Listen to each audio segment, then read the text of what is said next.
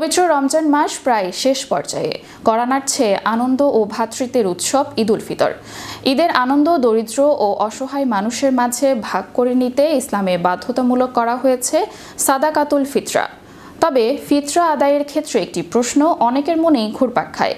অমুসলিমদের কি ফিতরা দেয়া যাবে, নাকি এটি কেবল মুসলিমদেরই হক? এ বিষয়ে দেশের প্রখ্যাত আলেমদের মতামত ও শরীয়তের বিধান নিয়ে বিস্তারিত থাকছে ডেস্ক রিপোর্টে।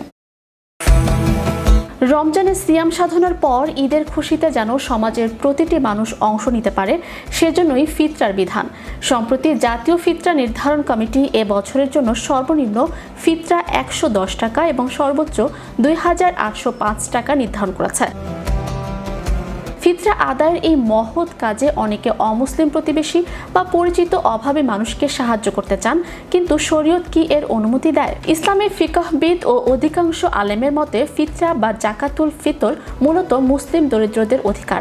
হাদিসের বর্ণনা অনুযায়ী জাকাত ও ফিতরা ধনীদের কাছ থেকে গ্রহণ করে দরিদ্র মুসলমানদের মাঝে বন্টন করার নির্দেশ দেওয়া হয়েছে। তাই বিশুদ্ধ মত অনুযায়ী অমুসলিমদের ফিতরা দেয়া জায়েজ নেই।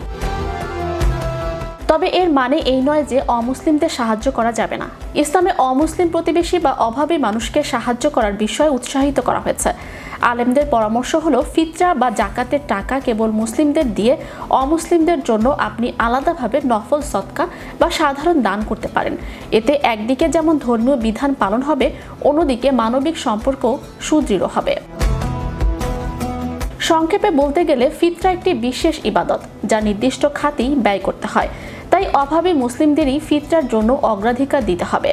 আর অমুসলিমদের ক্ষেত্রে ইসলামের উদারতা ও মানবিকতা প্রকাশ করতে সাধারণ দান বা উপহার প্রদানই হবে সর্বোত্তম পন্থা। সদকায়ে ফিতর শুধু গরিব মুসলিমদের হক, তাই কোনো অমুসলিমকে সদকায়ে ফিতরের টাকা দেয়া যাবে না। তবে তাদেরকে নফল সদকা দেয়া জায়েজ এবং এতে সওয়াবও রয়েছে। জাকাত প্রদানের খাতই সাদকাতুল ফিতরেরও খাত। তাই যাদেরকে জাকাত দেয়া যায় এমন কাউকেই সাদকাতুল ফিতর দিতে হবে। কেউ জাকাত গ্রহণের উপযুক্ত না হলে তাকে সাদকাতুল ফিতর দেয়া যাবে না।